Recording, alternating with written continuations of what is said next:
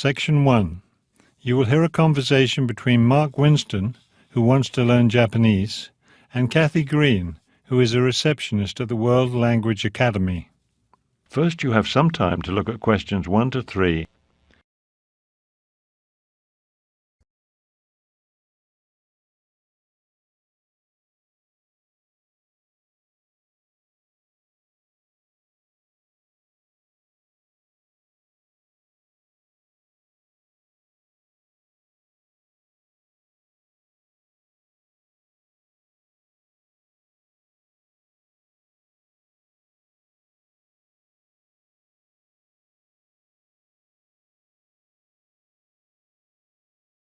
You will see that there is an example which has been done for you. On this occasion only, the conversation relating to this will be played first. Good morning. May I help you? Yes, I'm Mark Winston, and Oh, excuse me, Mr. Winston. World Language Academy. This is Kathy Green. May I help you? No, this is a private language school, not a travel agency. No problem at all. Goodbye. I'm sorry, Mr. Winston. Now may I help you? Yes, I hope you can. I'd like to sign up now for a Japanese class next week. The man says he'd like to sign up now, which means register today for a language class. The number 2 has been written in the blank. You should answer the questions as you listen, because you will not hear the recording a second time.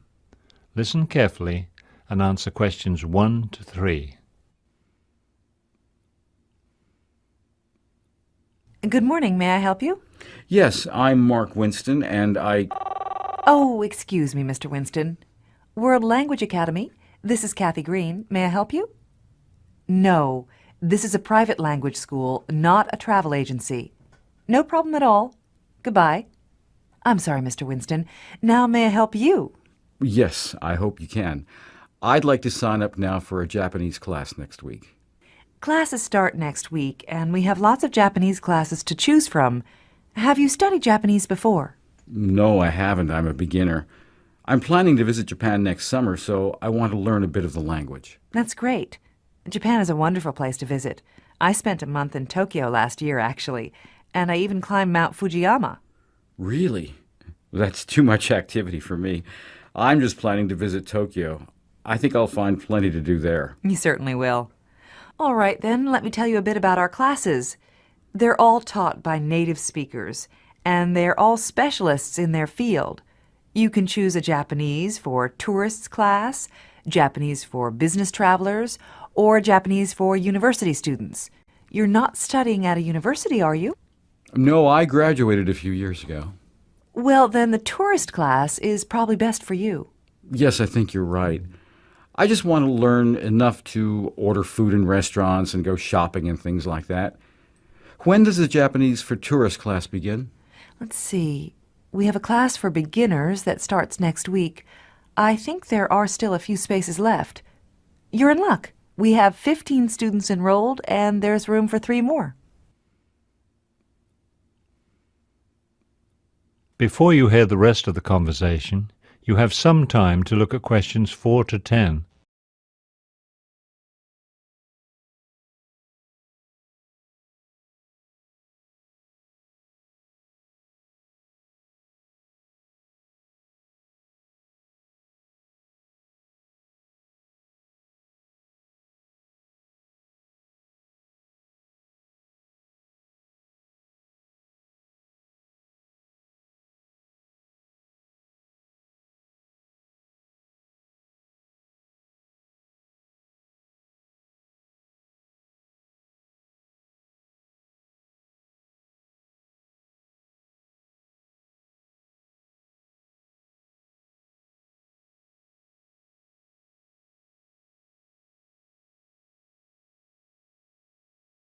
Now listen and answer questions 4 to 10.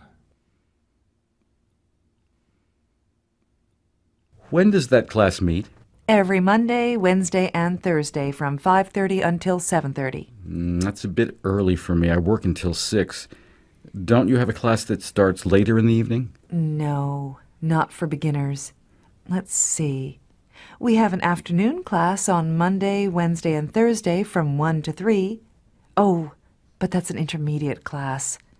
What about mornings? We have a beginner's class that meets 5 days a week, Monday through Friday, from 9 a.m. until 10 a.m. Could you do that? No, I work all day. I only have evenings and weekends free. The advanced class is Tuesday and Thursday from 7:30 to 9:30, but you've never studied Japanese before, have you? No, I don't know anything about it. Well, we have a beginner's class on Saturday from 9 in the morning until 2 in the afternoon. 9 until 2, that's a long class. We also have private tutors. Actually, I usually recommend private tutors because they give you individualized attention. You're the only student in the class, so the tutor teaches you according to your specific needs. It really is the best way to learn a language. It sounds great. I'd learn a lot that way, wouldn't I? You really would. And it's very convenient. You can arrange to meet with your tutor at whatever time suits you. Fantastic. How do I sign up? Well, how many hours a week do you want to study? We usually recommend 3 to 5 hours a week for a minimum of 4 weeks. Okay, I'll start with 3 hours a week. Great. You can send us a check to cover the first week of classes, or you can pay now by credit card. 3 hours of private classes comes out to $300, plus a $25 registration fee. $300? That's $100 a class. And it's certainly worth it. You'll be studying with a native speaker of Japanese, and all our tutors are professionally trained in the latest teaching methods. You'll be getting the best instruction money can buy. But $100 a class, that's over $1,000 for a month of classes. I'm sorry, but I just can't do that. Then take the Saturday class. It's only $300 a month, and it's small. There will be only 4 or 5 students in it. Great, I'll take that class. Can I pay by check? Yes. Just bring your check to the first class. See you next Saturday at 9 o'clock. That is the end of section 1. You now have half a minute to check your answers.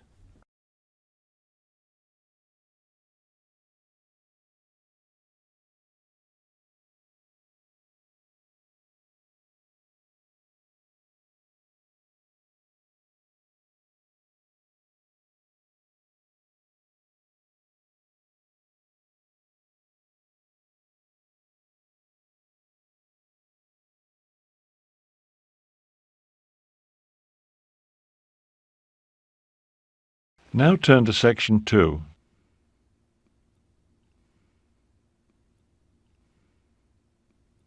Section 2. You will hear a guided tour of an old mansion. First, you have some time to look at questions 11 to 13.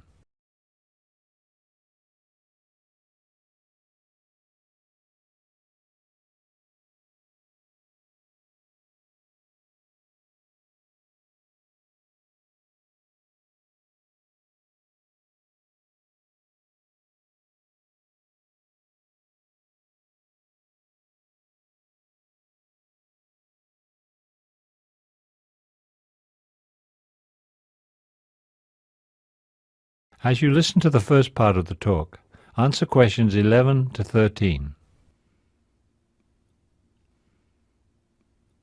Good afternoon. My name is Barbara Wilson, and I will be your guide for today's tour of Sumner Mansion. As a reminder, before we begin, we ask that you not take photographs inside the building, and please turn off your cell phones during the tour. Also, we request that you refrain from eating as well as drinking inside the mansion. Refreshments will be available at the end of the tour in the cafe next to the garden. Before you hear the rest of the tour, you have some time to look at questions 14 to 20.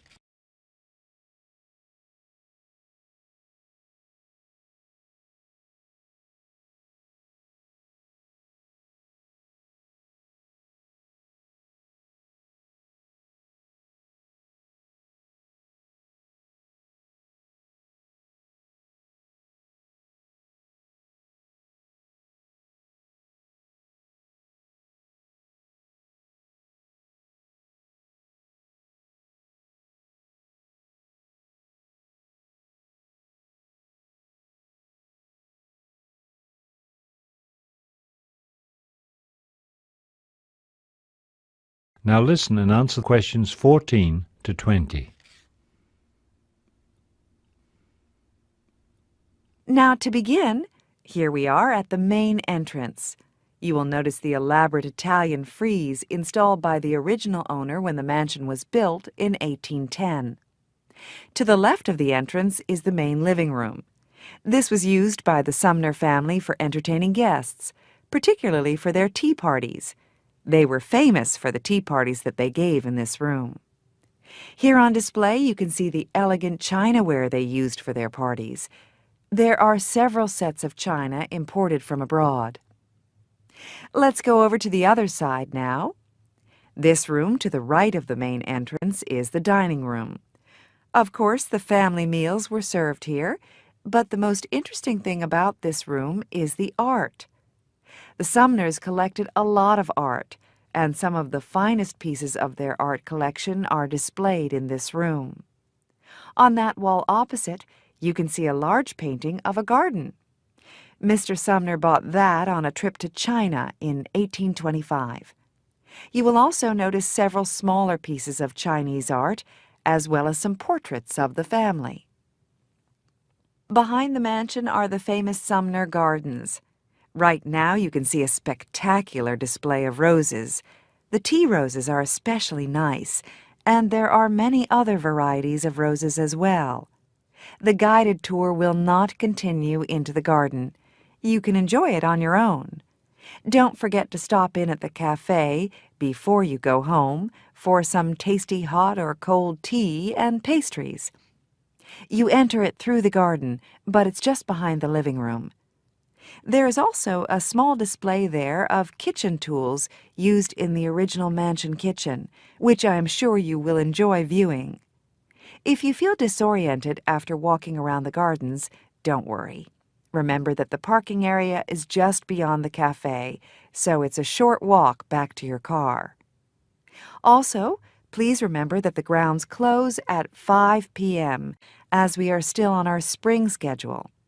If you come back next week, the summer schedule will have started and will be open a full 10 hours a day from 10 in the morning until 8 in the evening. Thank you for visiting, and come back anytime. We're open 7 days a week. That is the end of section 2. You now have half a minute to check your answers.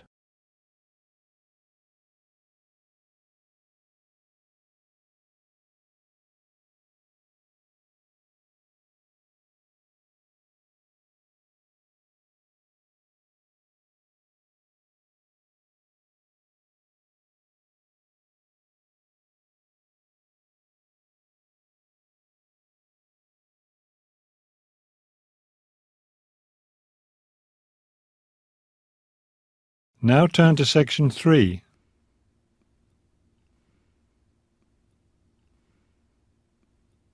Section 3. You will hear a panel discussion between the panel moderator and two panelists, Dr. Karen Akers and Dr. Fred Williams, both transportation consultants. In the first part of the discussion, they are talking about the future of public transportation. First, you will have some time to look at questions 21 to 26.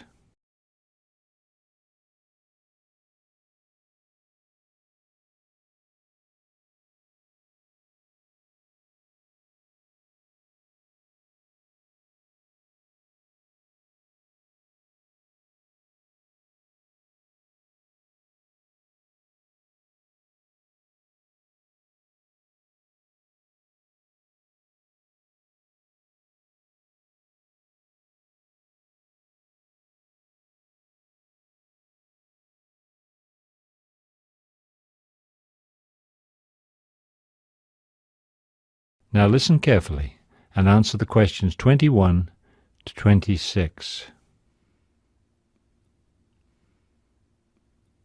Dr. Williams and Dr. Akers, I want to thank both of you for coming today and sharing your thoughts on the future of public transportation.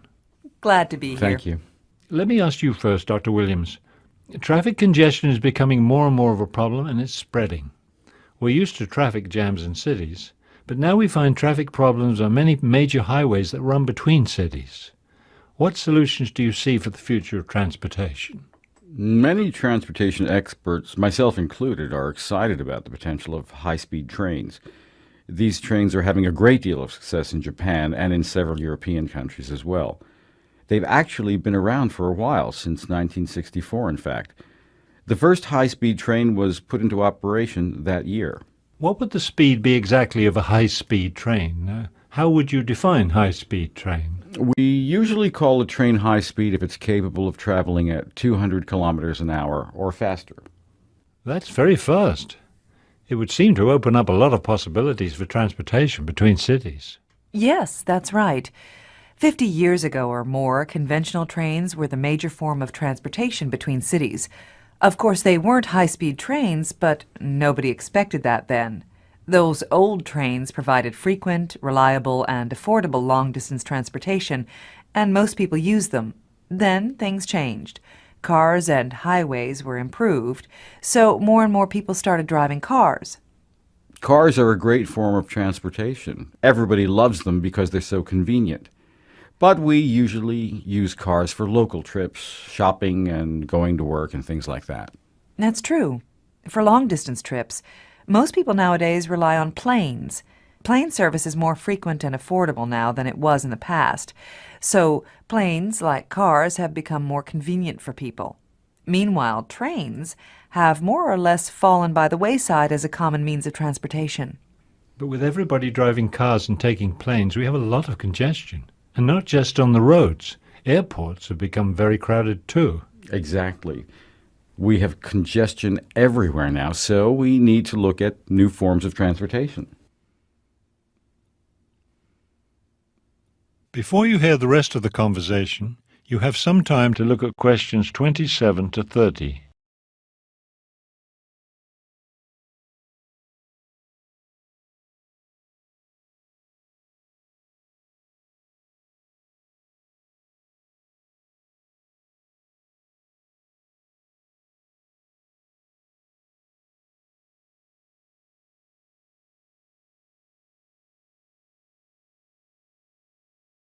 Now listen and answer questions 27 to 30. And that's where high-speed trains come in. They offer several advantages over both cars and planes. When you take everything into consideration, getting to the train station, boarding the train, and all that, a high-speed train gets you to your destination just about as quickly as a car. So speed isn't really an advantage. Cost isn't always either. Depending on how many people are traveling with you, a train trip could be more expensive than a car trip. But a train trip is much more relaxing than a car trip. You can read, sleep, eat, whatever, while the train carries you to your destination. And of course, you're never delayed by traffic jams. To my mind, these are great advantages. Yes, I can really see the advantage of the train over the car. But what about planes? Planes are much faster than cars, so that's a big plus for planes. Not necessarily. For trips shorter than 650 kilometers, high-speed trains can actually be faster. Checking in at the airport and going through security takes a long time. You don't have that kind of delay with a train. Also, trains can carry more passengers than planes. They can also offer more frequent service. So for your medium-distance trips, they really are faster than planes. That is the end of section 3. You now have half a minute to check your answers.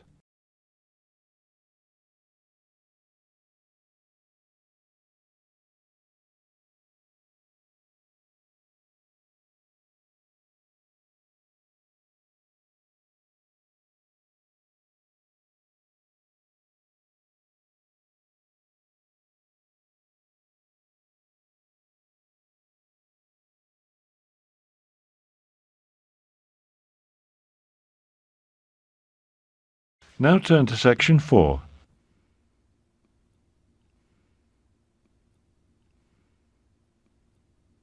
Section 4. You will hear a lecture on Albert Einstein. First, you have some time to look at questions 31 to 40.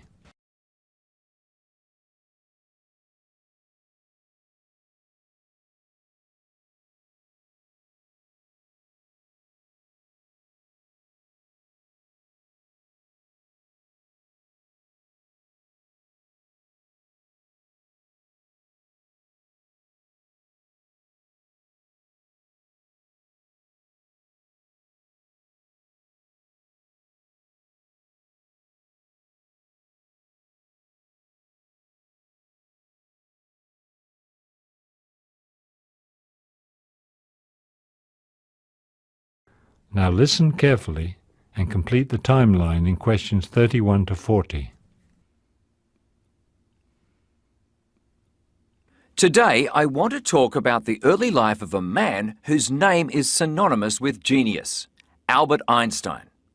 He's well known, of course, for his work in physics, especially his theory of relativity. This is a term that everyone has heard, but few laypeople, and I do not mean to include you in this group, but few non-physicists understand.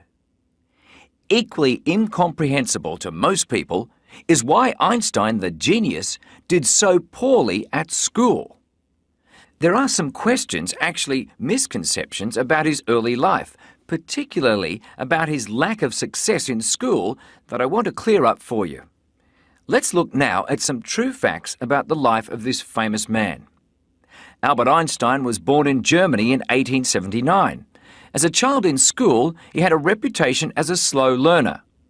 Now, there were a couple of theories about why he could not keep pace with his classmates. He may have had some sort of learning disability. We don't know for sure. Another theory about his slow learning is that he may have suffered from a condition related to autism. Whether it was a learning disability or not, Einstein himself believed that his slowness actually helped him develop his theory of relativity. He said that he ended up thinking about time and space at a later age than most children, at a time when his intellect was more developed. He didn't even begin to study mathematics until he was 12. There are popular rumours that he failed his math classes, but this is actually not true. Mathematics was a later passion. His first was the violin. Like many intellectuals, Einstein had a passion for music. He started his study of the violin during elementary school and continued playing the violin for the rest of his life. When Einstein was 15, his family moved to Italy. Soon after that, his parents sent him to Switzerland, where in 1896 he finished high school. After graduating from high school, he enrolled in a Swiss technological institute. In 1898, he met and fell in love with a young Serbian woman, Mileva Maric.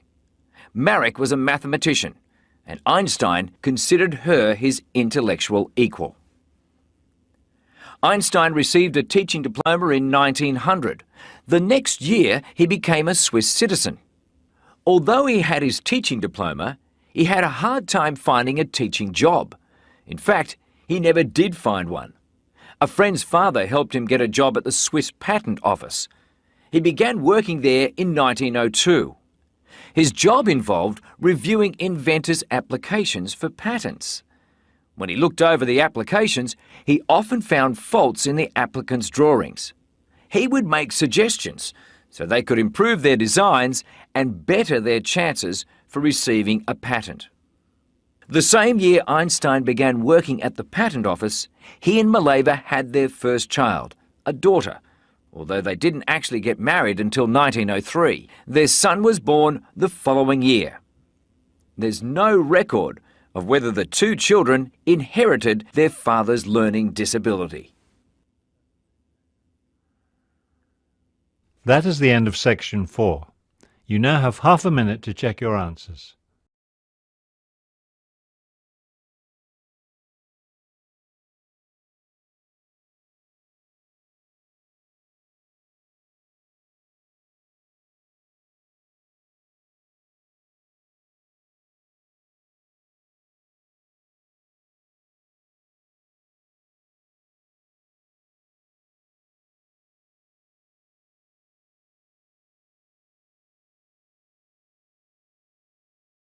You will now have 10 minutes to transfer your answers to the listening answer sheet.